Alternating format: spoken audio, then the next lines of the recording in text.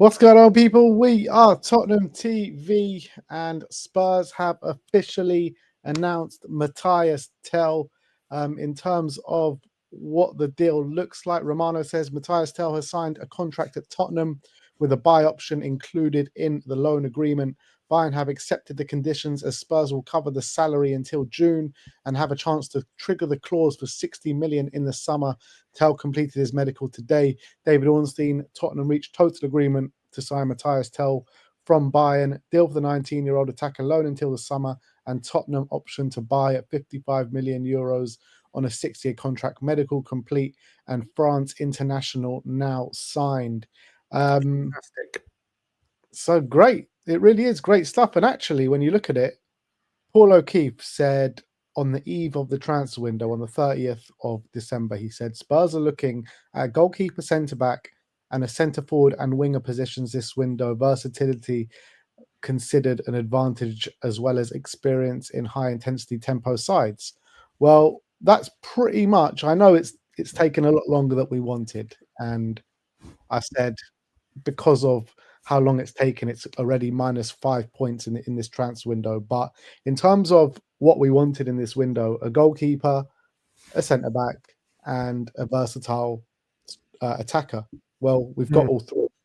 Yes, with the news about Mickey van der Ven, Romero, and Dragoshin, it does make the need for another centre back probably a lot more at this moment in time. But in terms of what we went into the window looking for, those three signings, we've got them through the door.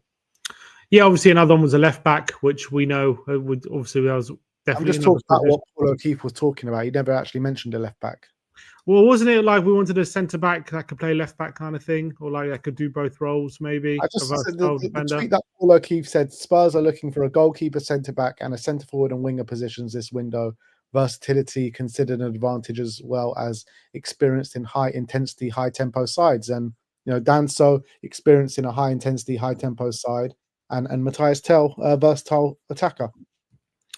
So obviously we've got them over the line. Obviously it did take till deadline day to do it, and it has cost us results in the league, unfortunately, and that's why we are sitting in 15th or 14th at the moment. So as much as I am happy that we've got these signings for the rest of the season, they will help us, and we'll get into Mathys Tel in a sec. But I think it is a shame that, especially when it comes to Danso, we could have got him a lot earlier. I think that could have made a big difference.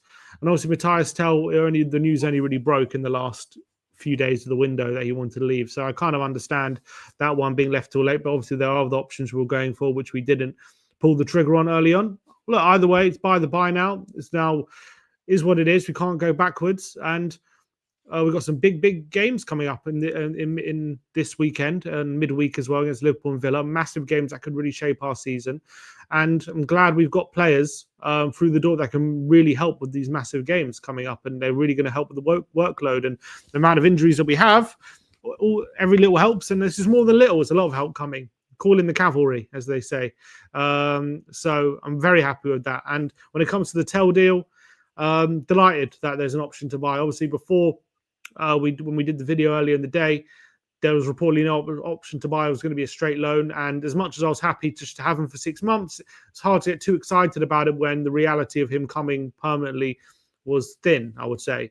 With the option to buy there, the fact that he's agreed to it, that's really, really encouraging. And that means maybe there is a decent chance that if he does really well and everyone's happy, that this can continue for the long term. And there's a 5-year contract there ready to be signed if everyone agrees to it at the end of the season. Now, I was reading Florian Plettenberg. He said there is an option to buy, but is on the condition that that Tel obviously consents to the option to buy, which I guess that assumes that maybe with other options to buy, it's kind of just like you agree it and then you can move forward with it with the contract being signed. And maybe with this one, they've left it a bit open so that if Spurs trigger it, Tel can still reject it. I don't know if that's the case with other ones.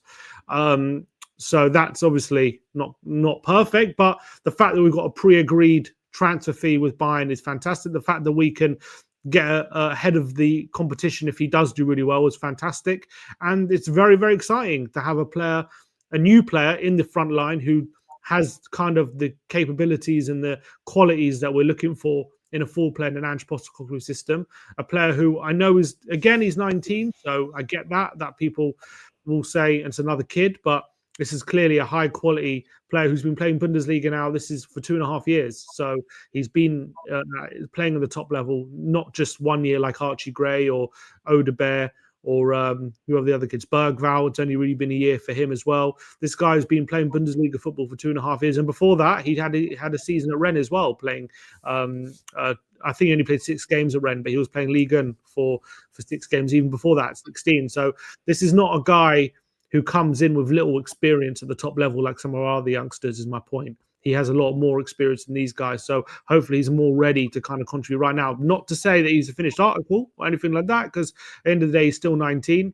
I was reading a lot of scouting reports from him, from a lot of tacticos, and we'll take it with a pinch of salt, but they're still of the opinion he's still fairly raw talent, as much as he's clearly an exciting one and one that could really explode into a superstar.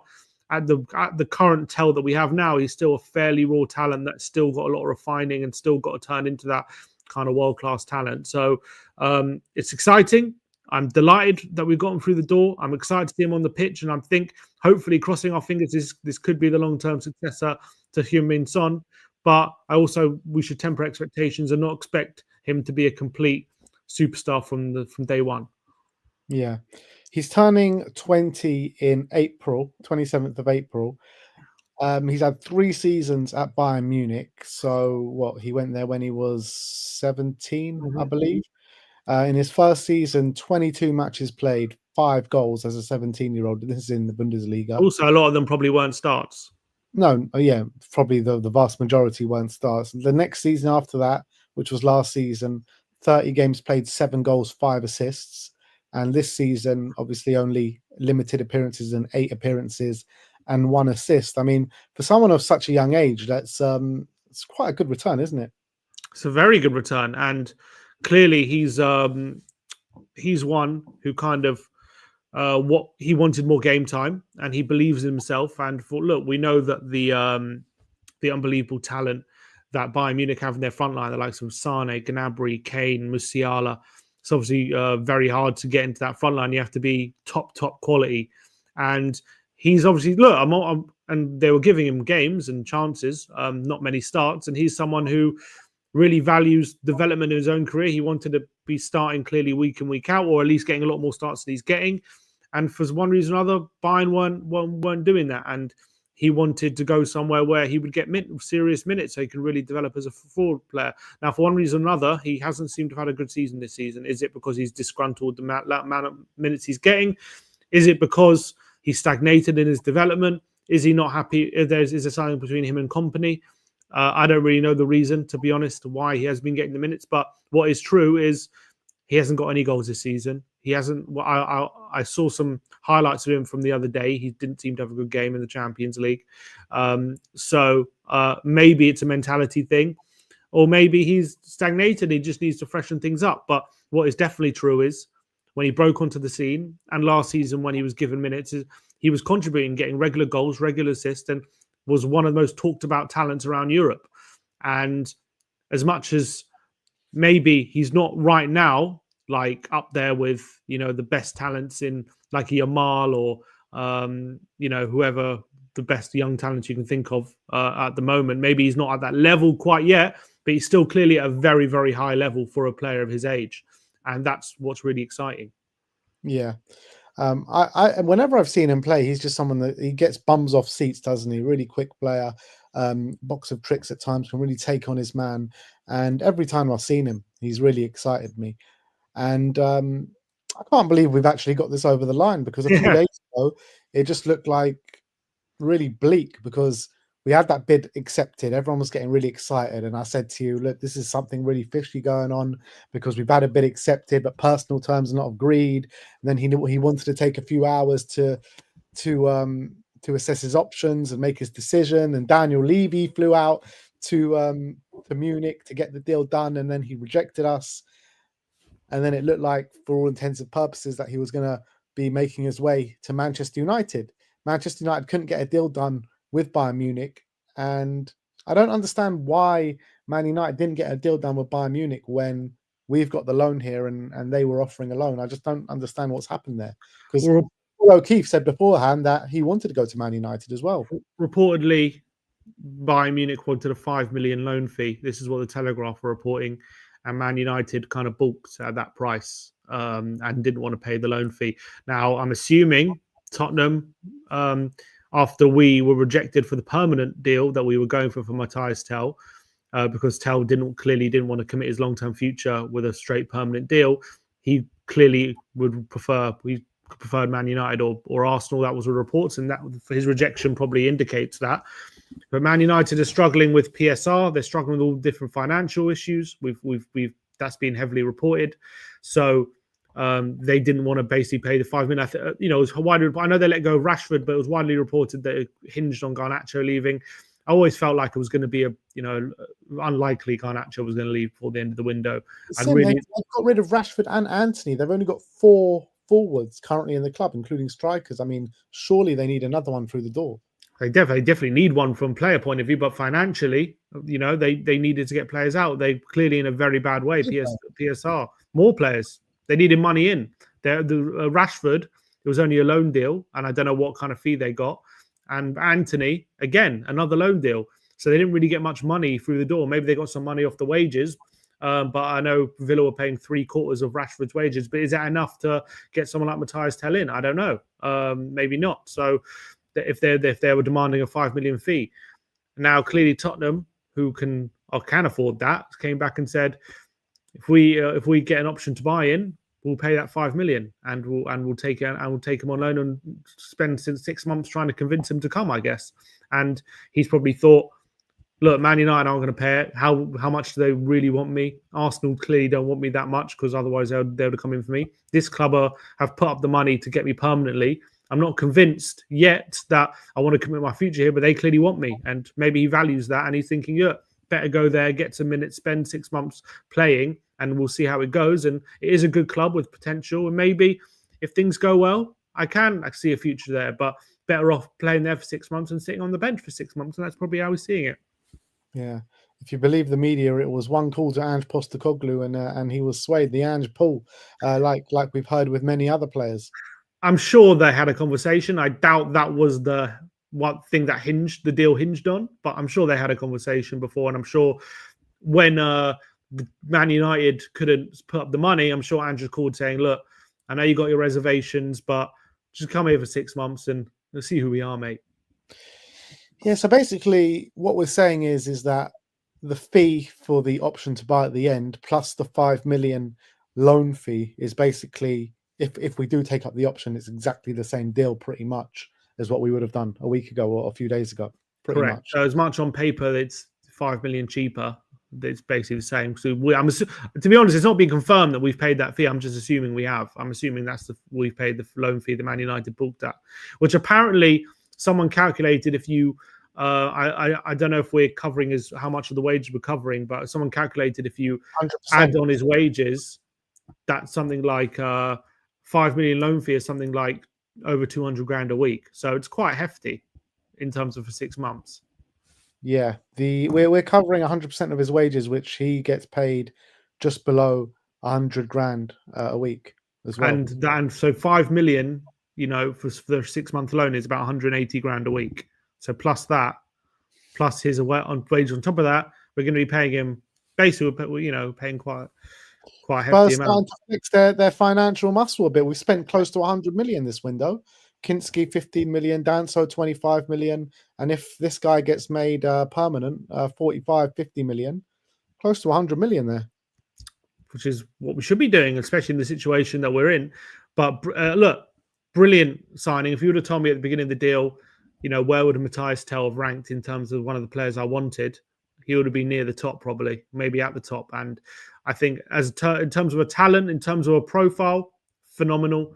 And I can't wait to see him on the pitch, to be honest. And I can't wait to see how he links up with the players that we got. And as well, if it really goes well, we've all wanted that real long-term replacement for Sonny. And if he can be that, if that can be someone we've got at the club already now with this guy, that is, something we can cross off the list. And that's also something really exciting. So let's just see how he does. Do you reckon he gets thrown in on Thursday? Is the big question, I guess. Yeah, I mean, if he does get thrown anywhere on Thursday, it will be as the 9, in my opinion, because Rishi hasn't been doing it for me the last couple of games. So I'd like to see him be maybe thrown in on as the 9. In terms of the right winger on who's it going to be? Is it going to be Moore again? I don't think so. Maybe Could be Kulusevski on back. the right. He could be thrown in on the right. Maybe. I remember Brennan got thrown in on the left, didn't he, for his first game? That's true. Yeah, maybe on the right. Maybe it makes Odegaard, did Odegaard play on the right in his first game? I think against Everton, maybe it was on the left. Yeah, I think he was on the left. Hmm. But anyway, let's go and see how it was announced by Tottenham today.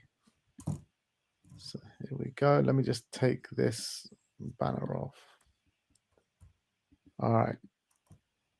Let me tell you something. Let me tell you something. All right. Let me tell you something. Let me tell you something. Wait. Sorry,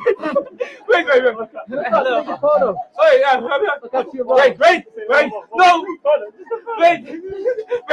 Wait. What do you want to tell me? I'll tell you something. I'm here. Brilliant. Well done, Spurs marketing team. Phenomenal. I bet they've been working all day on that. Yeah, of course. Then they said, we're delighted to announce the signing of Mathys Tel on loan from Bayern Munich, subject to an international clearance and work permit. And there you can see him holding the shirt. Lovely. And then the classic Tottenham introduction video from their media room. Yeah, classic, the green screen room. Actually, refreshing. He's done another one which you'll like, I reckon. They've done another thing. I've just liked it, so just refresh. Yeah. Oh, yeah. This one. Yeah. I'm hungry. Let's eat. Everyone loves that. Everyone loves that one. I'm hungry. It's become a real crowd pleaser. Badeki. They just dine out on anything, this club, don't they? Anything like that. So, look, bravo to the club for getting an option to buy included in there, because that's what really makes the deal very, very exciting, in my opinion. On top of obviously getting to use him, and look, we've got one of the best talents in Europe at the moment. I guess we've been saying that with a lot of our players, and I guess there will be, whatever you want to say, there will probably be naysayers, and there will be people saying it's another teenager and all these things. There will be people, and that's just what the club have to accept. He's 20 in a few months. Huh? He's 20 in a few months.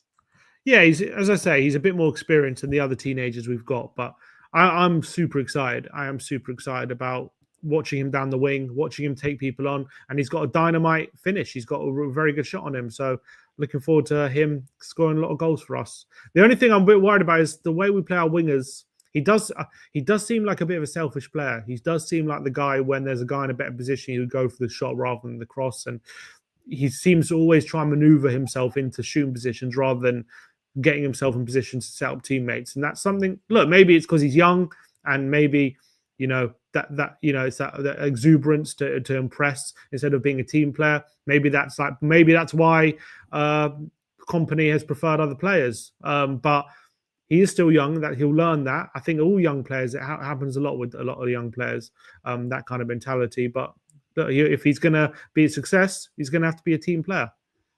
And he's going to wear the number 11. So taking Brian Hill's old number, Gareth Bell's old number, Eric Lamella's old number. And yeah, I said it on the live stream earlier today. 11 was pretty much the only option I thought he could have had. So didn't mention the great Sergei Rebrov. Oh, yes, of course. How could I forget the great Sergei Rebrov? Let's just keep it Gareth Bale. Let's keep that the omen. Exactly. So I think it's a very exciting deal. I think fans should be excited. I think the club should, obviously, getting a deal like this in this window in January, getting a striker or a forward player of that kind of quality is definitely, considering the names we were linked with a few days ago, Okafor, and I know Wissa's a good player, but Wissa and other players who I think probably don't have as high a ceiling as someone like Tel is good. It's a good thing that we've got him in. I'm happy with the 3 players we've brought in, but I'm still frustrated of the timing of it all. I really am, because we've had this injury. We knew about this injury crisis the whole of December, never mind coming into January, and we needed players at the start. And it's just frustrating the time a bit. So now it's all said and done. The transfer window, it's slammed shut. What are you going to rate it out of 10? I'll give it. If I take into account how quickly we got these guys in and the position we are, how much it's cost us not getting them in early, probably give it a 4 out of 10, maybe a 5. I thought I was going to give it lower than you, but I think a 5. Hmm. I think a 5 because we've got a centre back in which we needed. Probably needed one more.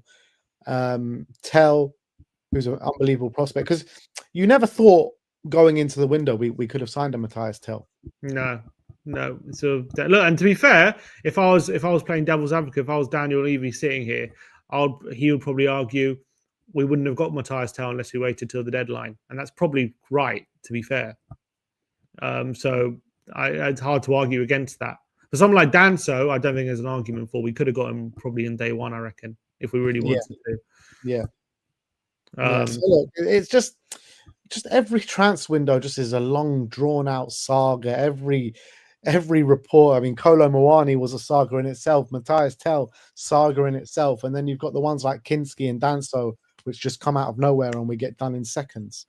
So the ones that come out of nowhere and get done in seconds, they could get done on the first day of the window, and they should just be getting done. I don't know why we waited until pretty much beginning of February to get Danso over the line. It made no sense whatsoever. I agree, and especially when there were reports that we could have had him for 30 million at the beginning. We ended up paying whatever it was, 25 or 20, and so we got a few million off. And what it cost us was I'd probably argue it probably cost us at least the result against Leicester, maybe the result against Everton. It cost us probably a few of these results points where we wouldn't be so far off, wherever we want to be, maybe if we picked up more points. But now we are, and now we're probably no chance of anything happening in the league, and we have to live with that. And so there's a lot of pressure on these cup games. But if I'm rating it just purely on players that we got in terms of players per position, and in terms of obviously not what we didn't get as well, just purely on that, regardless of time, probably give it 7.5. Would have done with another centre back or maybe another left back or a left back as well. Happy with the Danso deal. I'll probably give that a 7 out of 10. I'm happy with the Kinski deal. I'll probably give that an 8 out of 10. And I think the Tel deal I'll probably give like an 8.5 or 9 out of 10 in terms of that deal. So I'm happy with those. Yeah, well, let's see how it goes. Let's see how they actually do on the pitch. And I'm excited to see it on the pitch because a big, big week ahead, probably the biggest week in our season. Liverpool on Thursday and make or break on the weekend. Make or break this week. Yeah. Mathys Tel probably want to be sent home after next week. Yeah. No, why am I still here? There's nothing to play for.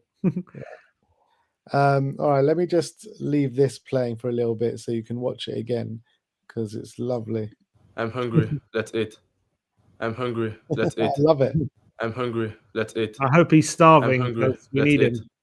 I'm hungry. Let's eat. I'm hungry. Let's eat. I'm hungry. Let's eat. Well, apparently we're about to announce. Let's eat. I'm hungry. Let's eat. I'm hungry. Let's eat. I'm hungry. Let's eat. I'm hungry. Let's eat. I'm hungry. Let's eat. I'm hungry. Let's eat. We're about to announce I'm hungry. what? England under-19 international Reece Russell leaves Chelsea to join Tottenham, with formal announcement to follow on Tuesday, according to Romano. The guy from Liverpool? No, Chelsea. This Reece Russell Denny. Who's that? He leaves Chelsea to join Tottenham. Formal announcement. That? Romano. Just tweeted it 8 minutes ago.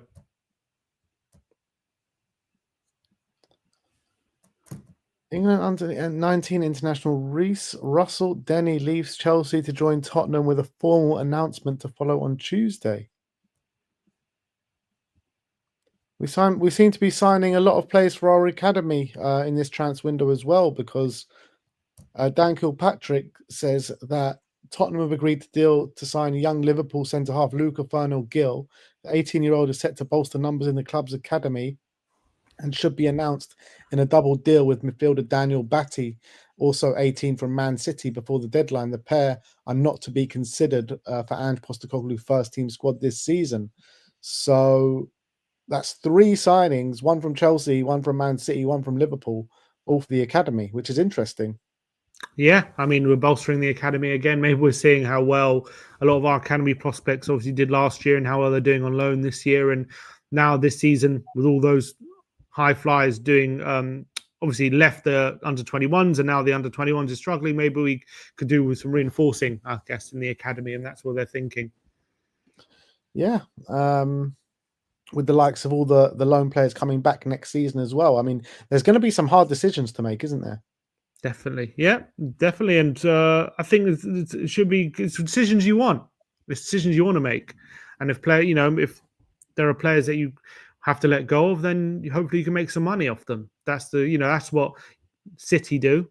That's what Chelsea do, and that's what we've got to start doing and making real use of these academy prospects and if they're good. Obviously, the golden thing would the what you really want is for them to have a pathway to the first team and have them, you can use them and then be good enough. But the reality is, albeit even if you are good enough for the Premier League, doesn't mean if we want to be a top 4 or whatever, challenging for big things, you have to be good enough for that to be part of the first team. So that's obviously very, very difficult. So even if you've got, like, let's say a mid-table Premier League player there, and you can get him, you can get rid of him for 15, 20 million, like we did with Ollie Skip, got 25 million for him, then that's what we've got to start doing. Also, some concerning news coming out about Van de Ven. Nothing confirmed or anything like that, but there are reports saying that he is injured. He wasn't rested for the Brentford game, and he actually did pick up an injury. I'm not sure whether it was in the game or if it was in training or something like that. But that follows on the news that Dragusin was confirmed to have done his ACL as well. So that's come out. And on top of that, Romero, obviously we know about having the setback. So it doesn't look like there's much respite for the centre-back situation. Yeah, so when it comes to Van de Ven, what we do know, what we not confirmed, but Paul O'Keefe was on Last One on Spurs tonight, and he was talking about the situation. He said, on Saturday, I was told Mickey went to the management and said that he didn't feel right. As far as I understood, they were just investigating it and they thought it might be sensible for him not to be risked versus Brentford. I know he is struggling with recovery. So that is what Paul O'Keefe said about Van de Ven. Then after he said that, he kind of started breaking through some, ITKs, quote unquote, that he has picked up an injury, and some even suggesting could be serious. He could need an operation. Some fans are saying that, and that was put to Paul O'Keefe live on stream, and he said that's not what he's heard personally. Maybe things have changed since he's last heard, but from what he's last heard, they don't know yet if it's a serious issue. All he heard was that he just doesn't feel right. He didn't think he was injured, but he just thought it would best be rest for Saturday. Now there's one person, I think, that Spurs Army tweets. They're saying they've got some information that Van de Ven is injured, and now there is another account. I've just lost it. It was one of these other kind of news accounts. They've also tweeted out saying, we've also heard from a source that it is true that he's injured and it doesn't look good. So, I mean, it kind of, something tells me there's no smoke without fire. He was left out of the squad and on the weekend, albeit Ange said he wasn't injured and Michael Bridge saying he wasn't injured, but all this coming out, and also you couple in with the fact that we seemed very desperate to get another centre-back in late in that window. We were going for anyone. We were going for Disassi. We were going for this. We were going for that. Paul O'Keefe saying we were going up. We had about 8 centre-backs kind of in line. And if it was just Dragusin injured, as much as I think we probably need another centre-back, we'll be that desperate for one, we would still had Danso, Van de Ven, Romero and Ben Davis. So we're still fairly good. Romero's had a setback. We don't know how long that setback is. I know. I'm just saying, he's Ange said he's healing a bit slower. We'll have to wait and see about Romero. I'm just saying, hopefully it won't be too long. Maybe he's also been worse than expected. Well, what I'm saying, let's say if Romero's back in, let's say, a couple of weeks, we would have had Danso, Romero, Van der Ven, and Ben Davis. So we're not in like the worst situation. It's not like, the worst situation you can think of. It's not great, but you can think of worse situations. But if Van der Ven's injury is true, and they've heard before the window closed that he actually is injured and he's going to need an operation, and that could, if that is true, that could very well end his season. Then I can understand this mad dash for another centre back just to get some cover, because we're going to be extremely short if Van der Ven's also picked up an injury. So look, just to say, none of this is confirmed. We don't know any of this for sure about any length or any truth, if he's genuinely injured or if they're just being careful or what. But just in my opinion, something tells me there's no smoke without fire here, and I'm just hoping that it's all just either overblown or not true. If he is injured, I mean, how many games has he played this season? Like 8?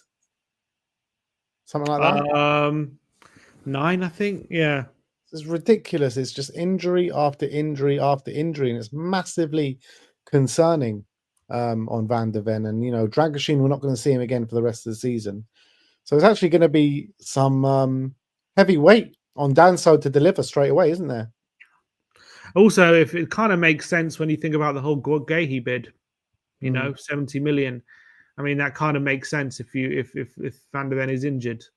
I would say, because why would they commit such a massive fee in January so late in the window for a player who's going to be long term one of our top centre back, one of our top first choices? I would say, if there wasn't something else going on behind the scenes.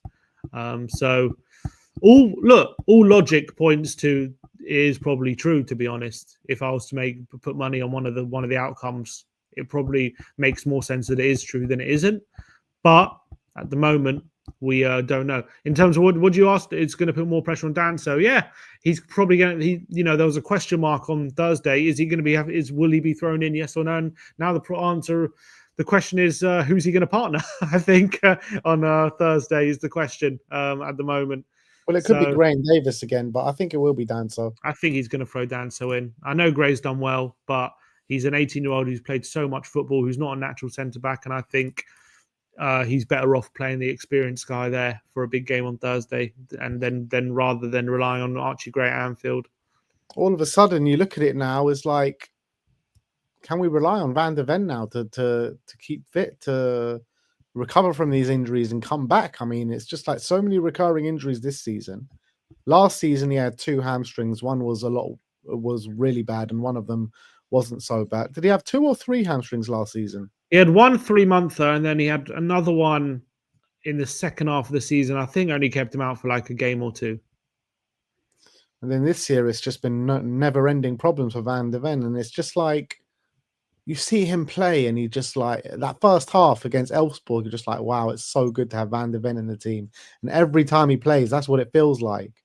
And then he's out for another bloody week, another bloody month, another bloody 2 months. And it's just so frustrating with Van der Ven because he's such a good player. Such a good player. But us at Spurs, we can't have nice things. Well, look, I don't want to talk about as if we know it's definitely true. Oh, what's just happened? I've gone off for some reason. Just turn your camera off.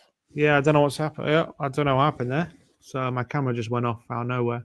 I don't want to talk about this injury as if we know that he's definitely injured and we know how long for or anything like that. Because the reality is we don't know if it's a hamstring. We don't know what it is.